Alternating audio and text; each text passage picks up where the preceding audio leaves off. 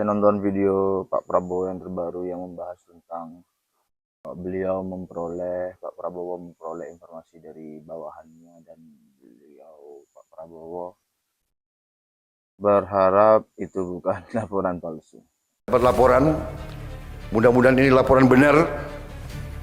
Jangan main-main lagi dengan saya, laporan palsu, laporan menyenang-nyenangkan, laporan supaya bisa akal-akalan.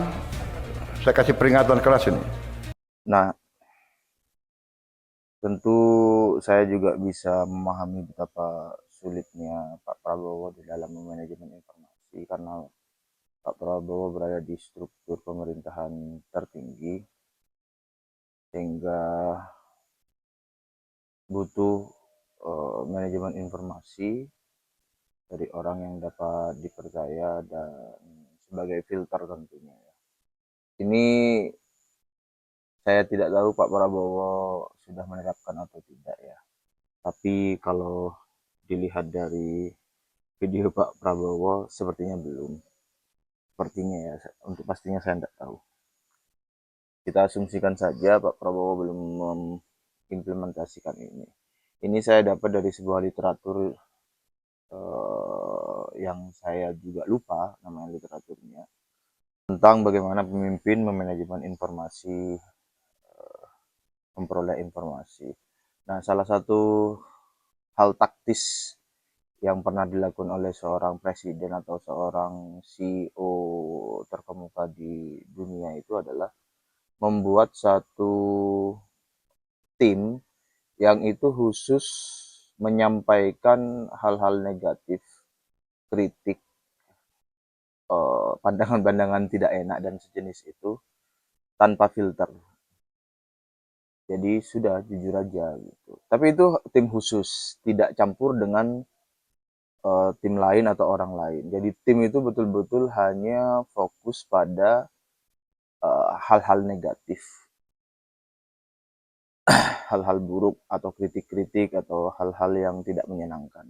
Suara-suara publik yang mengkritik, ya, betapapun tajamnya tetap ditampung dan diinformasikan.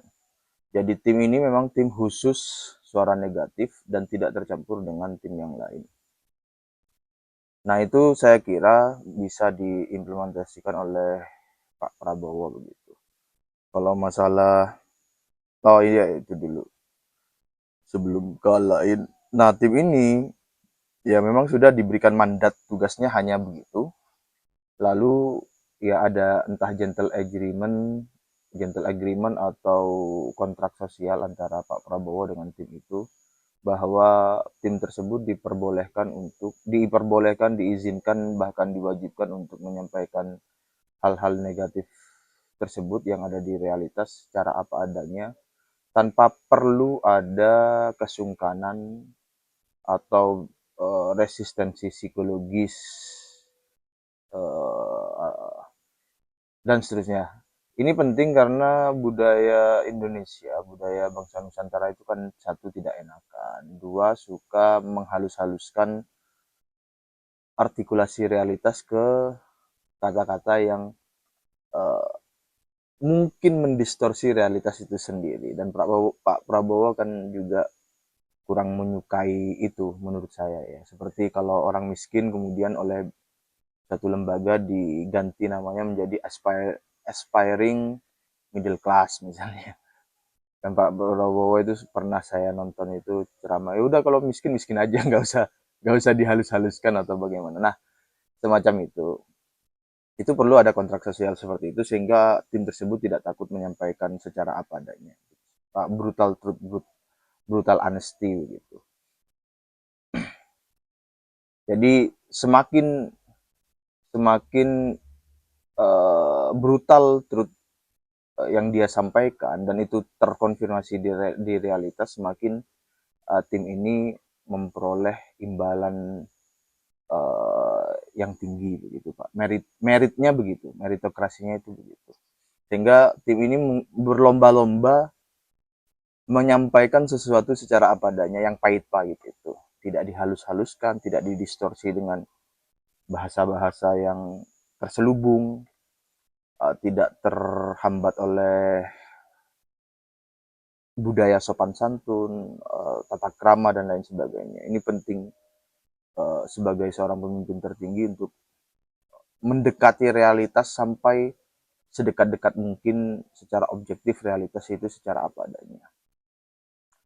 Saya kira begitu Pak. Kalau masalah teknisnya itu ya tentu Pak Prabowo dan tim yang tahu ya nanti itu bagaimana, itu berapa orang misalnya jumlahnya dan lain sebagainya. Tapi secara substansial prinsipil begitu. Kemudian yang saya ketahui dan saya amati, jalur komunikasi ke Pak Prabowo itu setidaknya hanya menyempit pada 3 orang, Sapsri Samsudin, Bang Teddy dan Dasko itu kan. Terutama Dasko dan Bang Teddy. Nah itu yang menjadi filter dari Pak Prabowo kan.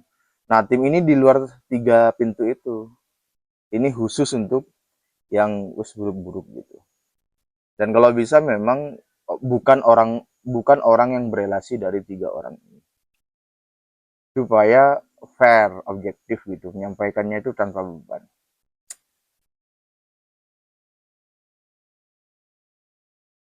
Dan langsung di bawah instruksi atau di bawah kontrol Pak Prabowo langsung, bukan di bawah kontrol orang lain gitu.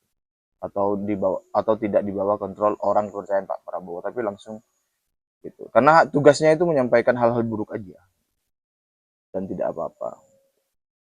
Masalah pemilihan orangnya itu ya tentu Pak Prabowo lebih berpengalaman. Tipenya seperti apa, dari mana, bagaimana dan lain sebagainya.